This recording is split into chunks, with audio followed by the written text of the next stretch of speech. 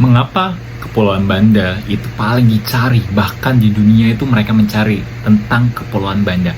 Apa sih yang membuat mereka itu mencari Kepulauan Banda sebegitu rasa ingin tahunya? Oke, yang penasaran, check it out.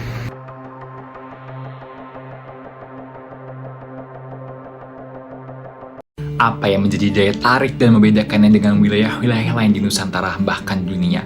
Jawabannya tidak lain adalah keunikan geografis yang dimiliki Kepulauan Banda yang menjadikannya tempat subur bagi tanaman rempah. Banda Neira merupakan sebuah pulau yang berada di Kepulauan Banda, Maluku Tengah, Indonesia. Pulau yang memiliki pantai dengan pasir yang indah ini menyimpan ragam sejarah bagi bangsa Indonesia. Surga tersembunyi, kita juga dapat belajar sejarah di Banda Neira ini.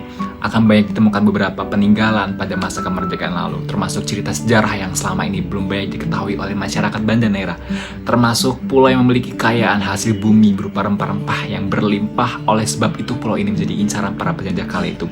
Dari catatan sejarah mengenai Kepulauan Rempah yang ditulis baik oleh Tommy Pierce maupun Kulhas, Kepulauan Banda telah diidentifikasi sebagai tanah yang termasyhur akan produksi pala sebagai komoditas utama.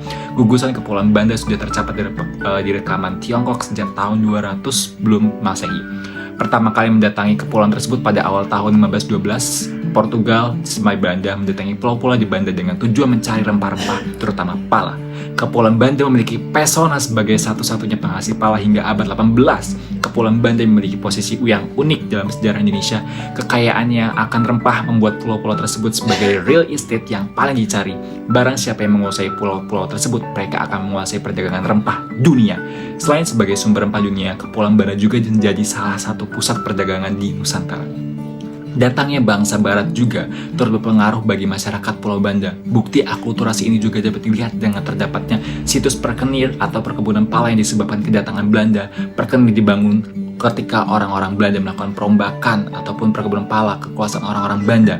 Beroperasinya perkebunan ini terjadi pada perempat kedua abad hingga ke-17 yang masih utuh berupa gapura dengan tulisan berbahasa Belanda dan berada di Pulau Ai. Sementara itu status Pulau Run yang hanya reruntuhan benteng El Dorado, perkebunan itu di masa kemerdekaan Indonesia dinasionalisasi oleh pemerintah Republik Indonesia.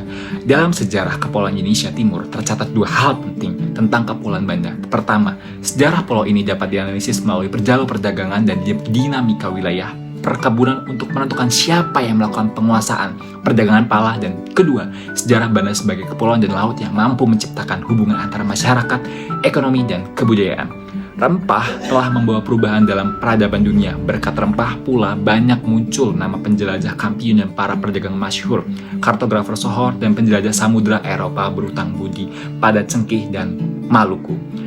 Maka saya di sini akan mengajak kalian untuk berkunjung ke Banda Neira untuk mempelajari sejarah Indonesia lebih mendetail lagi dan lebih mendalam, karena di Banda Neira kalian banyak menemukan museum ataupun peradaban masa lalu yang masih sampai saat ini masih ada, dan kalian wajib, dan banyak pemandangan-pemandangan yang indah tentunya dengan pesona wisatanya, dengan masyarakat-masyarakat yang ramah, dengan cuaca yang sangat indah, dengan pemandangan yang sungguh memanjakan mata. Maka di sini saya akan mengajak kalian, kata Sultan Syahrir, yaitu jangan mati sebelum ke Banda Neira dan jangan sekali-kali melupakan sejarah. Maka ayolah kita bangun pariwisata kita terutama di Indonesia dan dukung jalur rempah sebagai warisan budaya dunia. Terima kasih and cheerio.